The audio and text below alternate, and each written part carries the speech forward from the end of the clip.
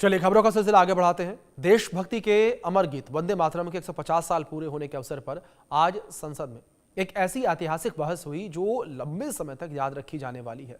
लोकसभा में इस गीत को लेकर आज पूरे 10 घंटे तक विशेष चर्चा आयोजित की गई, जिसकी शुरुआत खुद प्रधानमंत्री नरेंद्र मोदी ने की और पीएम मोदी ने कांग्रेस पर जोरदार प्रहार किया और जवाहरलाल नेहरू पर मोहम्मद अली जिन्ना के मुस्लिम लीग के आगे घुटने टेकने के आरोप लगाए।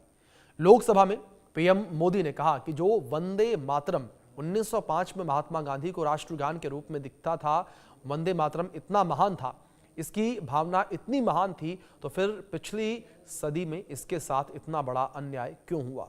वहीं वंदे मातरम के साथ विश्वासघात क्यों हुआ?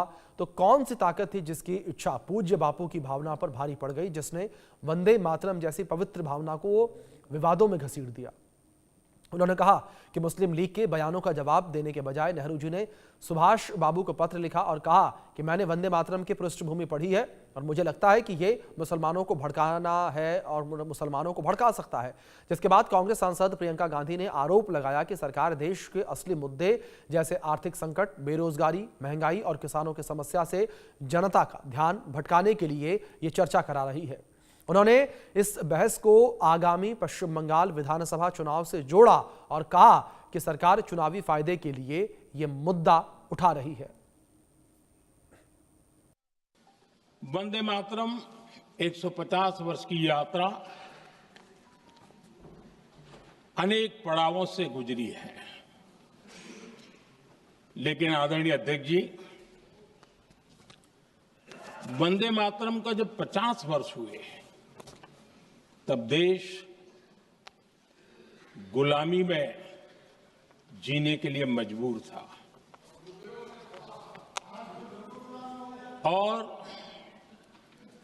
वंदे मातरम के 100 साल हुए तब देश आपातकाल की जंजीरों में जकड़ा हुआ था। इसकी वजह क्या है? हम आज यहाँ ये बहस क्यों कर रहे हैं? हमारा राष्ट्रगीत है, इस पर क्या बहस हो सकती है? हम ये बहस यहाँ आज 2 वजहों से कर रहे हैं। पहला कि बंगाल का चुनाव आ रहा है, हमारे प्रधानमंत्री अपनी भूमिका निभाना चाहते हैं उसमें, और दूसरी वजह ये है, ये मकसद है, पुरानी मकसद इनकी अध्यक्ष महोदय, कि जिन्होंने स्वतंत्रता की लड़ाई लड़ी, जिन्होंने देश के लिए बड़ी बड़ी कुर्बानियां दी, उन पर सरकार नए आरोप लादने का मौका चाहती है। देश का ध्यान फिर से जनता के ज्वलंत मुद्दों से भटकाना चाहती है। चलिए अब वंदे मातरम गीत के इतिहास को लेकर कुछ जानकारियां आप तक पहुंचाते हैं। वंदे मातरम गीत के 150 साल पूरे हुए हैं। वंदे मातरम गीत की कहानी बहुत रोचक है। इसको स्वतंत्रता संग्राम से जोड़कर देखते हैं। यह गीत जन जागरण का प्रतीक बना। वंदे मातरम गीत स्वतंत्रता संग्राम की आत्मा बना। स्वतंत्रता सेनानी, राष्ट्रीय निर्माताओं की पीढ़ियां प्रेरित देश की राष्ट्रीय पहचान का स्थायी प्रतीक है। यह स्वतंत्रता आंदोलन का प्रतीक बना था। 7 नवंबर को बंग दर्शन पत्रिका में इसका प्रकाशन हुआ था, प्रकाशित हुआ था ये, और इसी के साथ देखते ही देखते देश भर में ये गीत फैल गया। हर किसी की जुबान पर ये गीत जो है वो सुनाई देने लगा और आज़ादी की लड़ाई का एक बहुत बड़ा हथियार भी ये गीत बना, वंदे मातरम बना।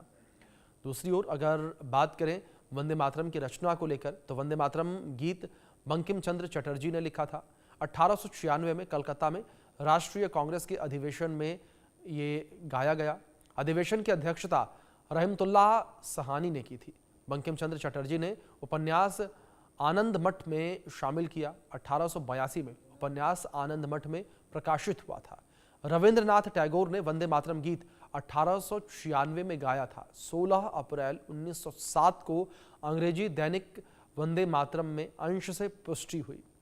आनंद मठ बंगाली मासिक पत्रिका बंग दर्शन में प्रकाशित हुआ और बंकिम ने प्रसिद्ध गीत की रचना 32 साल पहले की थी। 1907 में मैडम भिकाजी कामा ने बर्लिन में तिरंगा फहराया। बर्लिन में स्टटगार्ट में विदेश में पहली बार तिरंगा फहराया गया। और बर्लिन के स्टटगार्ट में झंडे पर वंदे मातरम लिखा हुआ था। चलिए अब आगे बात करेंगे धर्मेंद्र जी के लिए हेमा मालिनी